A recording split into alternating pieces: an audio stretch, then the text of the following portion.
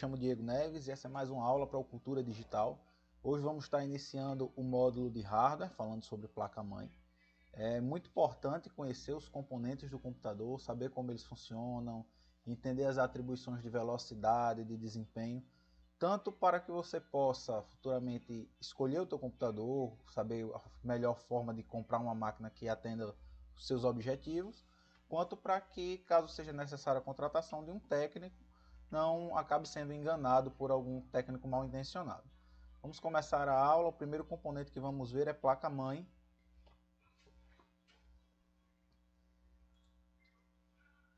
Os objetivos dessa aula são aprender o que a placa-mãe faz, entender como ela funciona e conhecer os principais componentes da placa-mãe. A placa-mãe é a placa central do computador, é a placa principal, é onde todos os componentes serão conectados. É nela que você conecta as peças internas e as peças externas, tudo é conectado na placa-mãe. E ela que faz essa interligação de todos os componentes, ela é responsável por gerenciar a comunicação entre cada componente do computador. Aqui nós temos o socket, é onde é fixado o processador. Você vê 4 modelos de socket, 2 bem parecidos aqui do lado esquerdo, que são 2 mais modernos, e 2 mais antigos do lado direito. Esse aqui de cima é o mais antigo que tem, era de um processador Duron da AMD.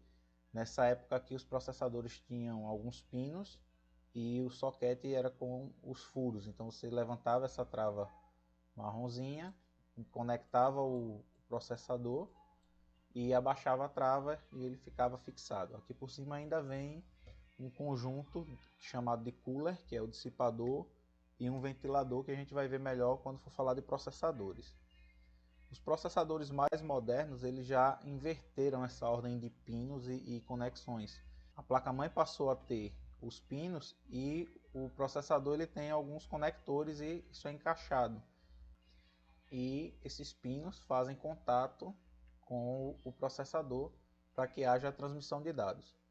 A trava atual funciona dessa forma aqui, você abre essa parte metálica, encaixa o processador e abaixa novamente essa tampa metálica, ele vai encaixar aqui nesse parafuso para travar o processador ali e depois por cima vem o conjunto do cooler. O próximo componente é o slot de memória. Nós temos aqui do lado esquerdo o modelo de desktop, do lado direito o modelo de notebook. Aqui esses slots é onde é encaixada a memória. No de desktop ela vem horizontalmente, encaixado aqui de cima para baixo. Para poder encaixar você abre essas travas, uma para cada lado, e quando encaixa a memória a trava fecha automaticamente. Geralmente ela pode ter um ou mais slots, quando tem mais de um vai vir em pares, ou pode vir um único isolado. Difícil, você nunca vai ver, além de um, você nunca vai ver outro número ímpar, tipo 3 slots de memória, não vai vir porque ela trabalha com o que chama de paridade, ela trabalha em pares. O conector do notebook ele é um pouco diferenciado, a memória não entra nem horizontal nem vertical, ela entra meio diagonal aqui, depois é forçada para baixo e ela trava as laterais dela nessas travas aqui de metal, fixando ela no slot. Outro ponto sobre a memória é esse pino que fica aqui no slot, que a gente vai ver na memória, ela tem o que eles chamam de chanfro, é um cortezinho no meio dos contatos.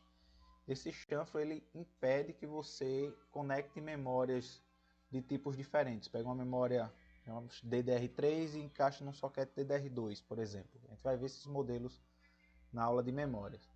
E esse impedimento existe porque as memórias de versões diferentes têm propriedades elétricas diferentes. Alguma tem uma resistência maior do que a outra, ou exigem uma voltagem diferente. Então, eles acharam essa forma aqui, encontraram essa forma de impedir a conexão de memórias erradas para não queimar o componente.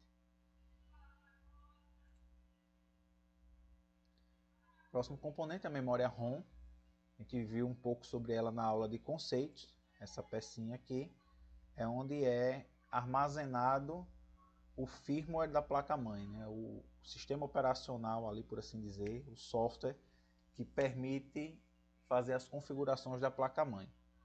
Temos aqui dois modelos bem parecidos.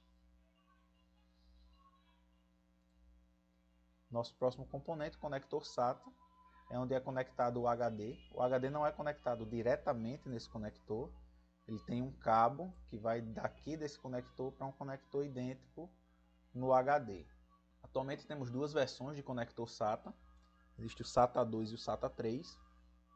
Quando a mesma placa-mãe tem as duas versões, então eles vão estar em cores diferentes. Quando é uma única versão, vão estar todos em cores iguais. A SATA 3 é mais rápida, ela tem essa velocidade de 6 GB por segundo. A SATA 2 são 3 GB por segundo. A versão do conector e do HD tem que ser iguais para que eles trabalhem na maior velocidade possível. Mas nada impede que você conecte um HD SATA 3 numa entrada SATA 2 ou um HD SATA 2 numa entrada SATA 3. Ele vai funcionar, só que na velocidade do mais lento. Então você pega um HD SATA 3 com velocidade de 6 GB por segundo, conectando num SATA 2, ele vai trabalhar a velocidade de 3 GB por segundo, sempre na velocidade do mais lento. Próximo componente, eu chamo de pilha, mas é na verdade uma bateria de lítio do modelo CR2032 de 3 volts. Essa bateria serve para quando o computador for desconectado da energia completamente, ele não perca suas configurações. A memória ROM ela é estática, ela não perde o seu conteúdo. Mas existem algumas informações nessa memória que são dinâmicas, e essas sim podem ser perdidas caso seja ocasionada uma queda de energia e a pilha esteja fraca. Por exemplo, data e hora, ordem de boot, acontece muito. Quando você desliga o seu computador completamente, desliga o estabilizador. Quando liga de novo e ele está com a hora totalmente desconfigurada, está com a hora errada. Isso geralmente é o problema de bateria fraca. O barramento PCI e o barramento PCI Express. O PCI Express é uma evolução do PCI, a gente encontra ainda em algumas placas-mães um barramento PCI, dificilmente mais do que isso. Esse branquinho, a placa é conectada na horizontal, não tem travas, ela simplesmente encaixa ali. E no gabinete ele geralmente vai ter um local para você parafusar para poder ficar fixo. Esse barramento ele é utilizado para adicionar funções ao computador, adicionar uma placa de algum conector que você não tenha. Por exemplo, pode ser que no seu computador não tenha vindo a entrada para uma impressora matricial, aquela impressora grande de papel contínuo. Então, através de uma placa PCI, você pode adicionar uma entrada para impressora matricial. PCI Express é um barramento PCI mais avançado e mais rápido, geralmente utilizado para placas de vídeo, placas de rede gigabit de alta velocidade. São esses soquetes aqui, tanto o azul quanto esse branco. São velocidades diferentes. E esses pequenos também são PCI Express, algumas vezes chamado, referenciado como M2. Serve também, além de placa de rede, placa de vídeo, alguns SSDs de alta velocidade são conectados aqui. Vou aproveitar essa imagem para mostrar um slot antigo que não está aqui nos slides, que é esse slot marrom aqui. É o slot AGP. Ele era específico para placas de vídeo, mas já caiu em desuso, vocês não vão encontrar mais em uma placa-mãe nova. A rede Ethernet, ou placa de rede, ela geralmente hoje já vem integrada na placa-mãe, que a gente chama de onboard. É esse conector aqui. E você pode adicionar placas de rede, tanto PCI, essa PCI normal, mais antiga, ou aqui a PCI Express, para aquela entrada menor, né, para M2. É referenciada como PCIe. A PCI Express geralmente vão ser placas de rede mais velozes, placas de rede de 10 GB. De 1 GB ainda se acha PCI, mas acima de 1 GB você vai descer para PCI Express. Aqui, vou aproveitar também essa imagem, nós temos as USBs do computador. Ele tem 4 entradas USB. Vocês podem ver que ela tem duas cores, são duas versões. Essa versão azul é a 3.0, é a mais rápida. E essa versão preta é a 2.0, a mais lenta e mais antiga.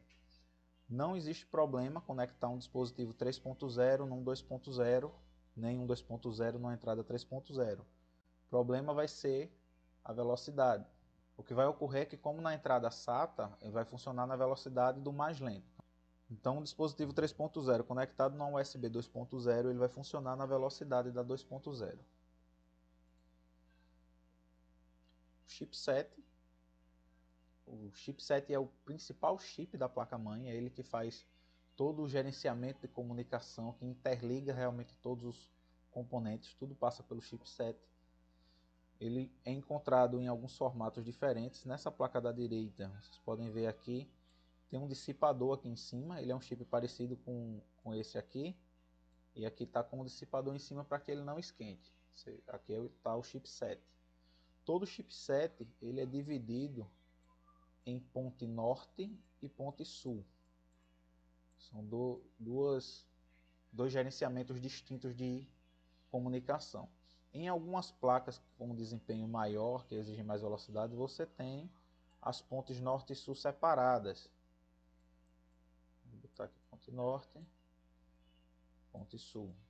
E quando a placa é de desempenho menor, uma placa mais para casa mesmo, mais residencial, no mesmo chip eles colocam a ponte norte e sul, mas sempre existe essa divisão. A ponte norte ela vai ser responsável por se comunicar com o processador, com a memória RAM, com as placas de vídeo, AGP e PCI Express. Ou no caso, se tiver um SSD na PCI Express, se tiver uma placa de rede na PCI Express, ela vai ser feita a comunicação pela ponte norte, por isso que o desempenho ali é maior. E a ponte sul, ela se comunica com a entrada PCI, as USBs. A entrada ISA vocês não vão encontrar mais hoje no mercado, só sou uma placa muito antiga. IDE também é difícil de encontrar, era uma antiga conexão de HD. BIOS, que é a nossa memória ROM, e legado, que são dispositivos mais antigos, seja conexões serial, conexão paralela, que é de impressora ou de mouse antigo, elas seriam comunicação pela ponte sul. Nessa imagem daqui da esquerda, você pode ver aqui a ponte sul, a ponte norte, a placa de vídeo e a CPU aqui embaixo. A CPU vai se comunicar com a ponte norte, a placa de vídeo também vai se comunicar com a ponte norte. Caso tenha que passar alguma informação para o HD, da ponte norte, né, do processador para o HD, através da ponte norte, que vai sair para a ponte sul para depois ir para o HD. E aqui a placa-mãe como um todo, vamos identificar os componentes dos quais nós falamos, vocês possam reconhecê-los pegando uma placa-mãe real. Nós temos aqui o soquete do processador, aqui os slots de memória, PCI Express, do conjunto aqui, chipset, as conexões SATA, né, as entradas SATA aqui, e aqui tem uma também. Aqui temos a bateria de lítio. Aqui tem um conector que eu não abordei, que é o conector da fonte, que é esse aqui. A fonte tem dois conectores, ela também tem esse conector menor aqui, que é chamado de 12 volts. Isso era para ser 12 volts. Ele alimenta especificamente a energia do processador. Caso você tenha um mau contato nesse pino 12 volts, o processador não vai receber energia e seu computador não vai funcionar adequadamente. Vamos passar para outro. Aqui eu trouxe a placa-mãe no outro ângulo para que a gente possa ver os conectores externos a ela.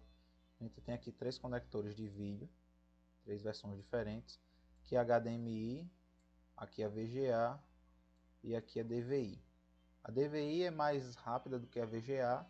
A HDMI tem a mesma velocidade que a DVI, porém ela também transporta áudio. Então, se você for fazer uma ligação do teu computador numa televisão, dá preferência a usar HDMI. Se usar HDMI, o áudio que sairia do seu computador passa a sair na televisão. Aqui nós temos entradas específicas para teclado, chamado PS2, essas entradas redondinhas. E aqui ela era bem específica, a verde para mouse e a roxa para teclado. Aqui podemos ver as USBs. A grande maioria de teclados e mouse hoje também são USBs. Então aqui nós temos novamente a USB 3.0 e a USB 2.0, a placa de rede e os conectores de áudio. Aqui são 3 conectores de áudio. O azul é o conector de entrada, quando você tem algum dispositivo gerador de áudio que vai enviar diretamente para o computador. O verde é o de saída, é onde você vai encaixar a sua caixinha de som para sair o áudio.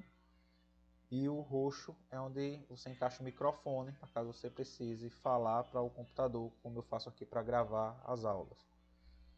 E novamente nessa placa-mãe podemos identificar todos os componentes: soquete do processador, slots de memória, PCI Express, junto com a PCI Express menor aqui, bateria de lítio, a PCI antiga, essa ainda tem. Aqui nós temos a BIOS, as entradas SATA, essa aqui também é entrada SATA, só que ela está virado para o lado de lá. O chipset aqui em cima. E aqui o conector da fonte e o pino 12 volts, que geralmente fica do lado de cada placa, próximo às saídas das conexões. Bom, com isso vocês conheceram a placa-mãe, viram os diversos componentes dela e o básico do funcionamento da placa. Qualquer dúvida, pode mandar lá no grupo do Telegram, eu respondo pessoalmente. Até a próxima.